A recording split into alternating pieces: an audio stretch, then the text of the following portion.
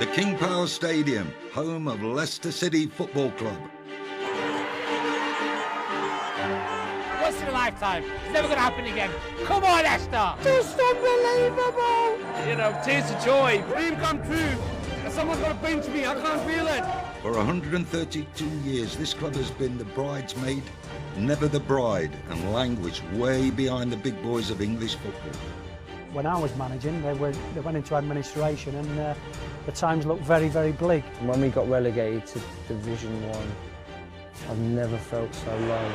But this week, as the world watched, the Foxes have made sporting history.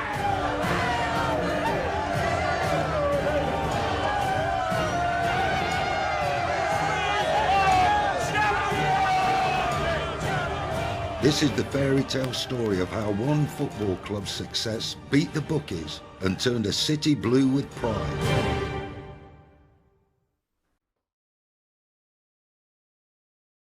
For 4 decades, Leicester City has been my life.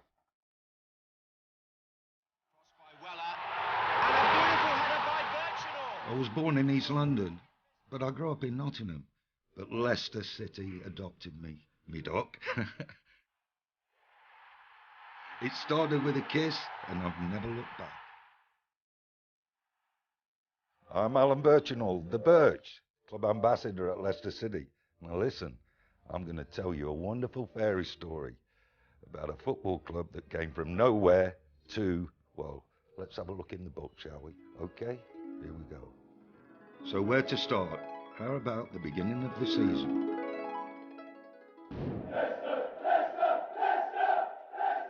It's July 2015. We've just pulled off the greatest of great escapes from relegation. There's shock as manager Nigel Pearson leaves, and eyebrows are raised as Claudio Ranieri arrives. Certain Leicester City well-known supporters weren't in favour of the appointment. I must admit, it did surprise me. It came a little bit out of left field, you have to say. Yeah, there was despondency, I think, for the large part. The bookies had Leicester at odds of 5,000 to 1 to win the Premier League. That means they thought the idea was just as outrageous as Elvis being found alive. 5,000 to 1. They even had the discovery of the Loch Ness Monster at 10 times more likely. And the same odds gave Simon Cowell a better chance of becoming Prime Minister than us taking the title.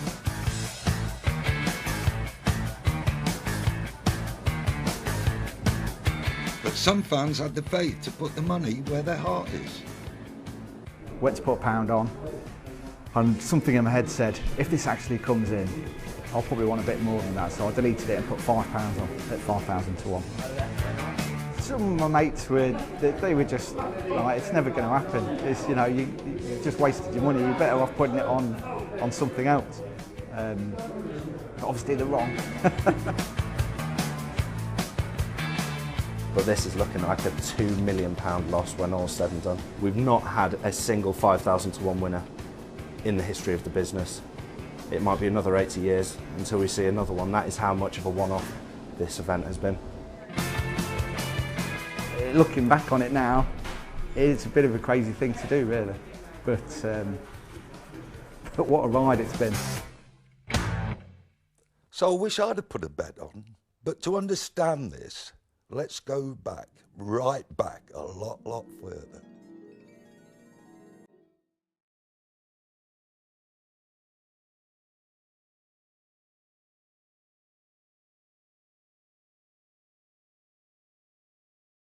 This is the good luck thing. The monks come, bless the, and it's happened. All this is a good luck from, from Thailand. They come in and bless everything, and my goodness, it worked. Hey? Oh, dearie me. Leicester City can trace their history to 1884. All right. This is where I keep the exhibit. There's a man I know who's almost old enough to remember them days. That's Wembley, 1969. That's when they got to the cup final in 1969. John Hutchinson is a lifelong fan and our club historian. A lot of it is from City fans, a lot of it is from old players. Some of the stuff was at the club when I came here.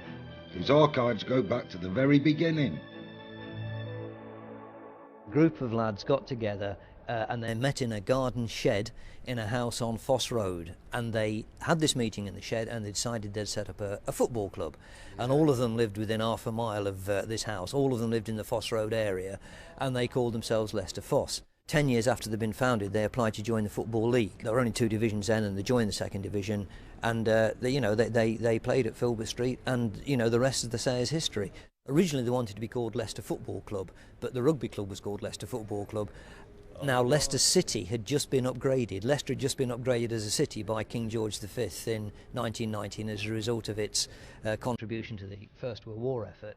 And so they thought, OK, we're a city now, we'll call this new club, or this reformed club, Leicester City.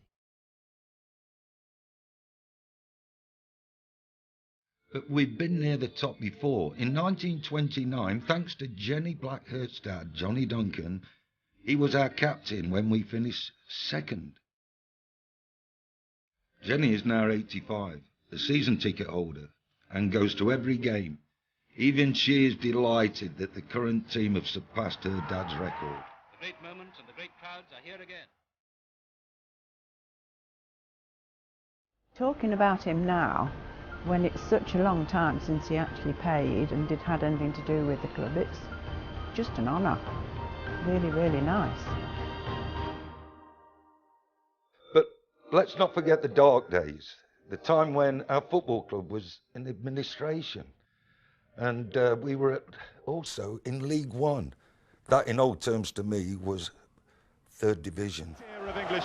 Only 8 years ago I was there at Stoke City, when we slipped to our lowest point, and I remember shedding a tear. Gutted! Absolutely gutted!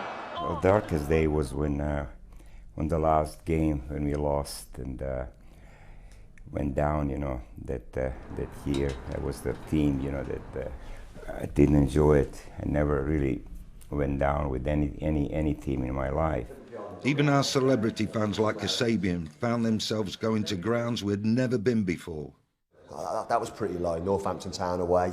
It was, Yeovil, yeah. But the thing is, you need, like, in any great fairy tale, the story, you need those times. But I think that's where it started. I think that year in that division, I think we probably learned how to enjoy football again.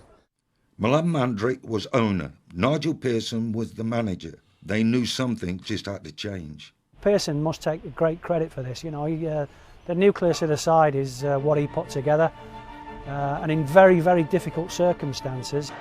Milan also found the club's tie owners, who alongside Pearson built the foundations for the miracle. Our new owner is a smart guy, very intelligent guy, loves the game, loves club, loves people there. He's done an unbelievable job. I think deserves a lot of credit. He made some mistakes like we all do, but he corrected, and look at where the club is today. In April 2015, as a city reburied a king, something strange happened. Leicester started winning. And winning. What an incredible turnaround! Once they got on that run, you could see them staying up. It was remarkable, there's no doubt at all about that, but the confidence gained from that was not only essential, but it was bordering on fantasy. After bumping along the bottom for most of the season, we staged a late comeback and won 6 of our last 8 matches to stay in the Premier League.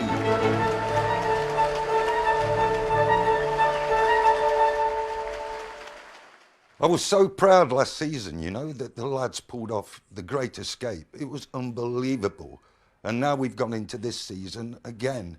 It is still another unbelievable story. They've just become, the boys, just like a band of brothers.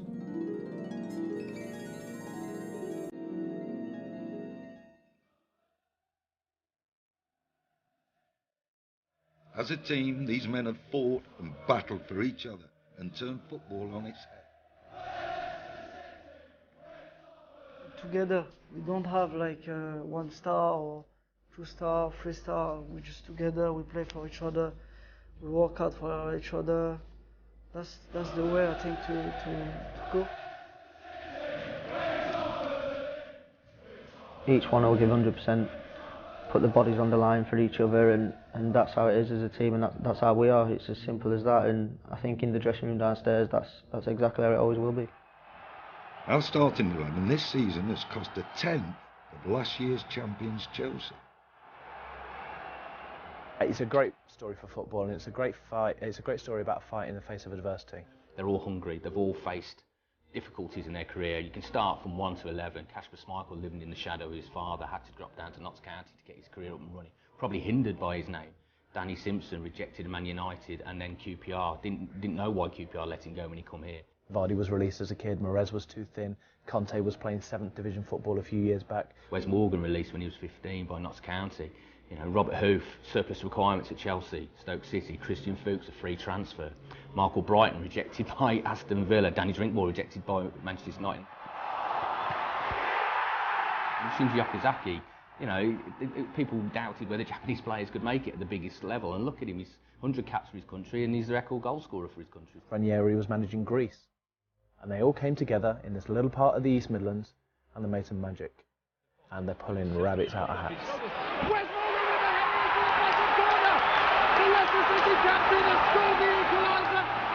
What they've been able to turn round, the transformation from not so long ago, literally 12 months, is incredible, and certainly hasn't been experienced before, and probably never will do again.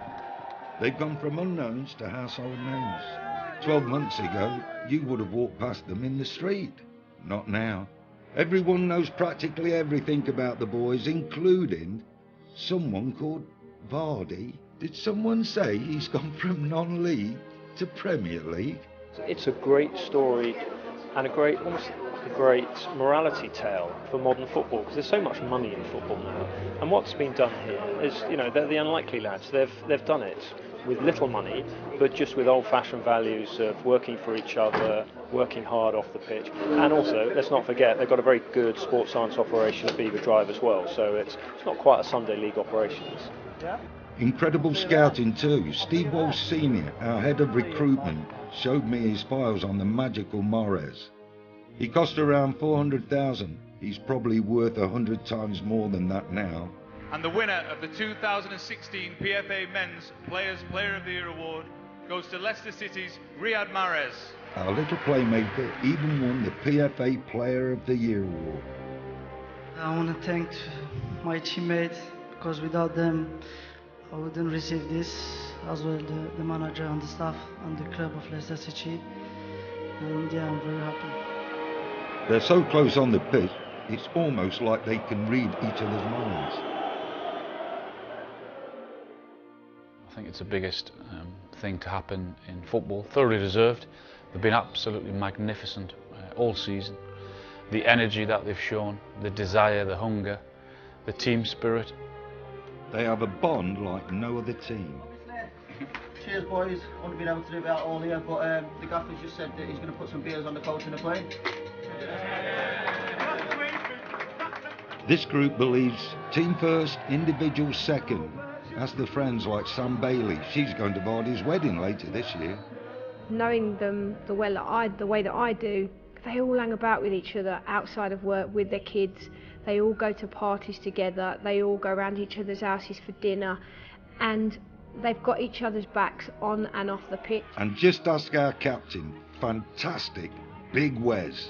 We've been through a lot together, and we like to do a lot of stuff together. Like we'll go for something to eat, or we'll go to someone's house and just chill and that. So we're a bit of a family, you know.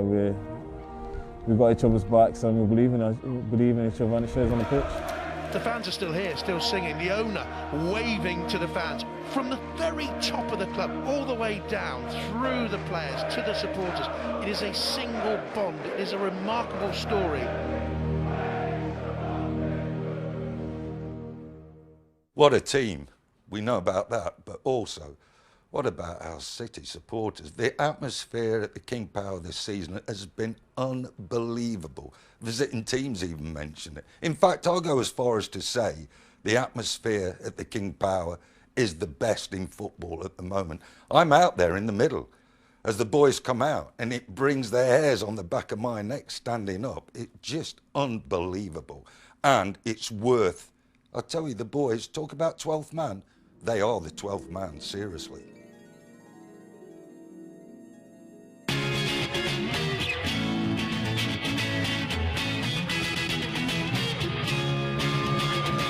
No one has disturbed us at the top of the league since January.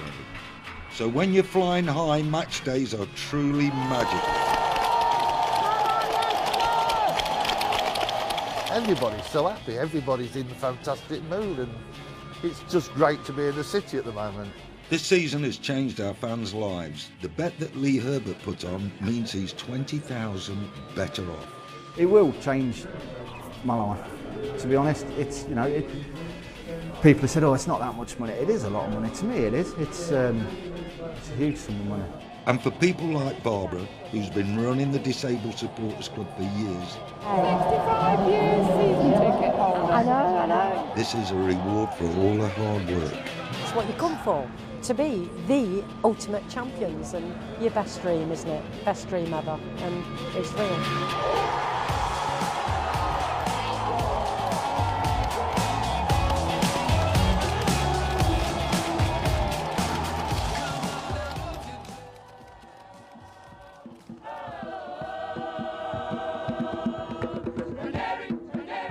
The Gospel Choir from De Montfort University are being heard around the world. We like it, in fact we really love it, we love it, we love it.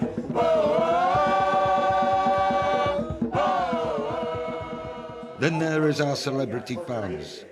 These two have been with us before we were famous. They've not jumped on the bandwagon.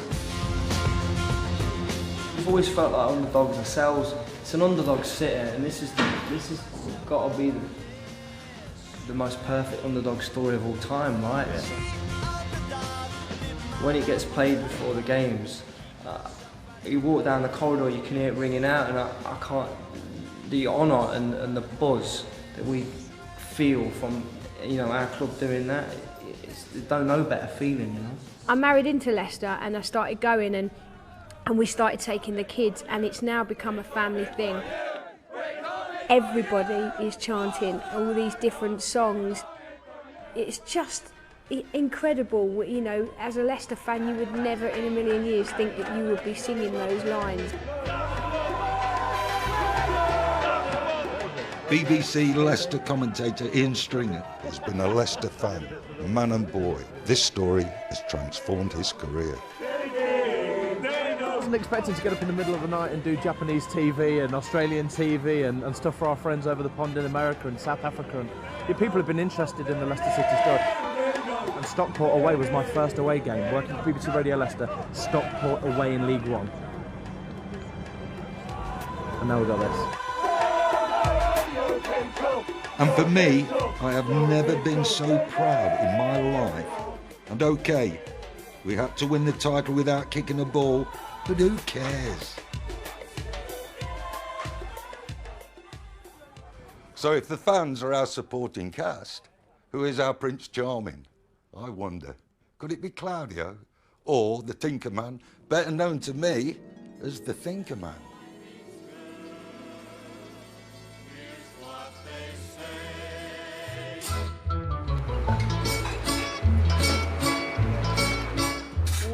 Everyone loves a great Italian, and the football world has certainly fallen for this one.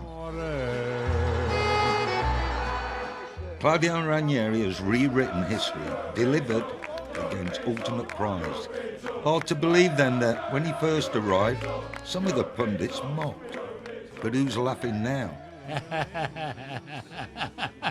Pinocchio. I know there was some people say, oh, why Ranieri? But the fans always behind me. They were happy. I feel like a dream, because when I came here, I say I hope to make a very good season. But of course, never can think what happened this.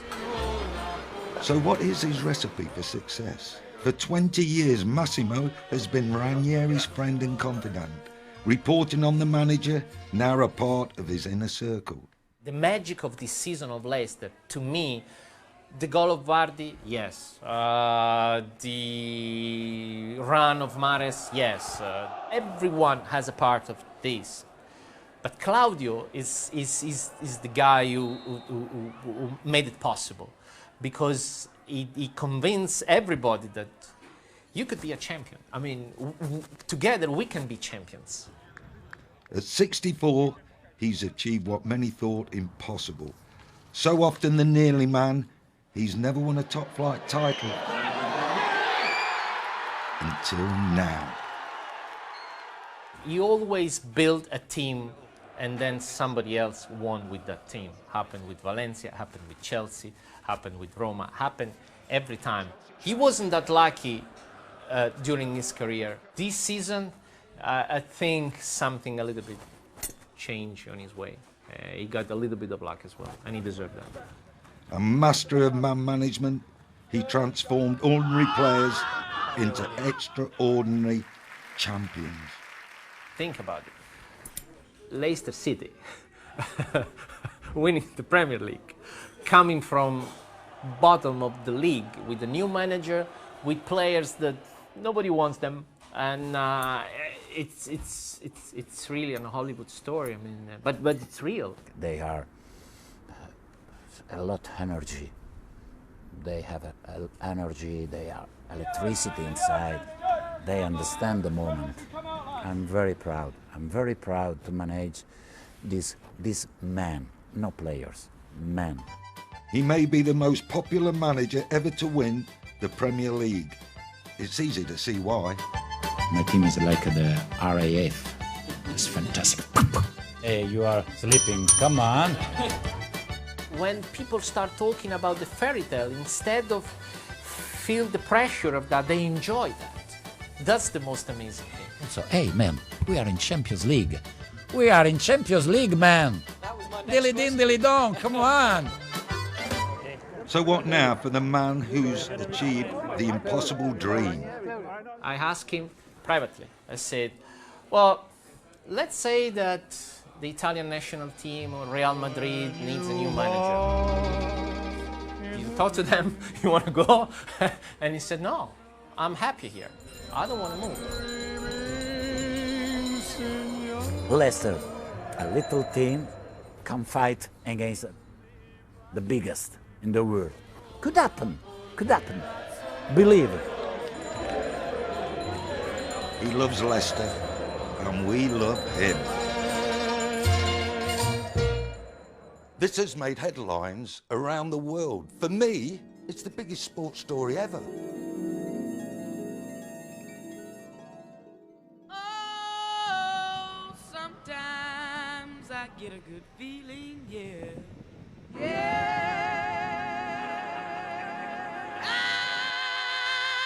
get a feeling that I never had before, no. Leicester's success isn't just about the football, it's spread to the schools in the city. Businesses are booming. There's talk of building new hotels. We are planning packages where effectively groups will take over the entire hotel. I think the coming, whether it's 6 months, 12 months, whatever it is, we've got such an amazing opportunity to build on the success and put Leicester on the map. But for some, maybe more than the football, Leicester represents modern Britain. So maybe it's as good as that. Everyone wants a Leicester shirt and a Leicester scarf. We've had the best year we've ever had. It's amazing. It's kind of put the business on another level. The demand is from everywhere: Europe, Southeast Asia, America. They've even brought out a Vardy Cardi. Seriously? Hi there. And our success has not just won us fans at home, suddenly everyone is taking notice. Com veieu a la façana del King Power Stadium, una ciutat que ens ha rebut amb una... Aber es geht trotzdem ein Fußballwunder.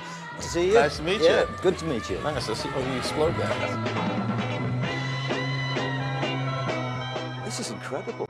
David, 5 years ago, 1 year ago, people in the United States wouldn't have known about Leicester City or the Premier League. And this is where we are now. I get stopped in the street in New York City by people that want to talk about Leicester City.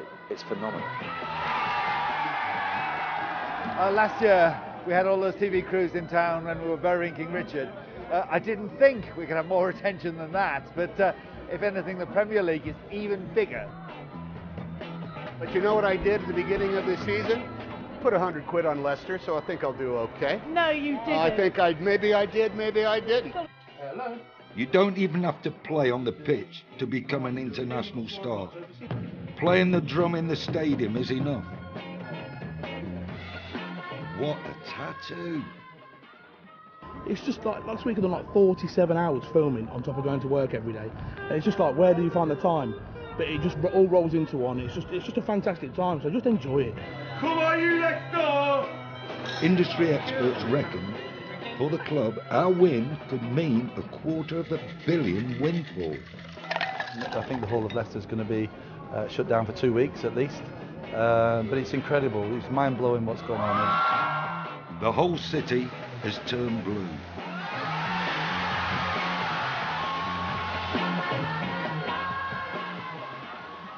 Hey, wake up! This is no fairy tale. This is real. Ding! Oh, well, it wasn't a dream. We are the English Premier League champions. The English Premier League champions. And I, for one, am going to live happily ever after.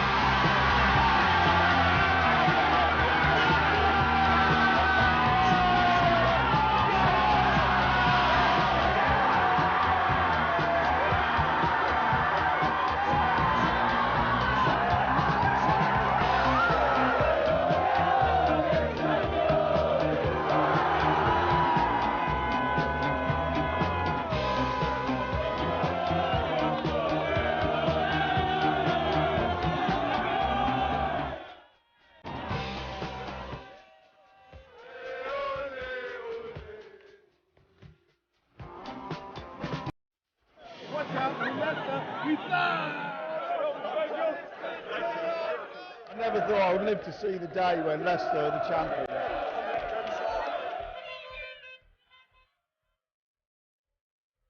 Get it.